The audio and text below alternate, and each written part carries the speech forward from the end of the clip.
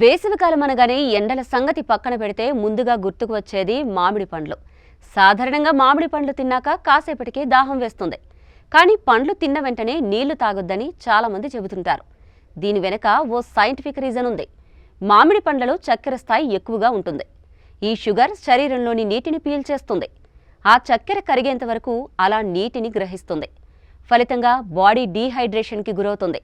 అందుకే వెంటనే దాహం వేస్తుంది. కొన్నిసార్లు మామిడి పండ్లు తిన్నప్పుడు నాలుకపై అసౌకర్యంగా కూడా అనిపిస్తుంది. ఇచ్చింగ్ వచ్చినట్టుగా ఉంటుంది. వెంటనే నీళ్లు తాగాలి అనిపించడానికి మరో కారణం ఇదే. అయితే జనరల్గా మనం ఏ ఆహారం తీసుకున్నా సరే దాన్ని జీర్ణం చేసేందుకు వీలుగా మన పొట్టలో జఠరాగ్ని ఉంటుంది. ఈ వేడి ఆహారాన్ని జీర్ణం చేసేస్తుంది. ఏది తిన్నా సరే వెంటనే నీళ్లు తాగితే ఈ అగ్ని చల్లారిపోయి అరుగుదల ఆలస్యమవుతుంది. అలాంటి సమయంలోనే అజీర్తి లాంటి సమస్యలు వస్తాయి. పండ్ల విషయంలోనూ ఇంతే అంటున్నారు కొందరు నిపుణులు.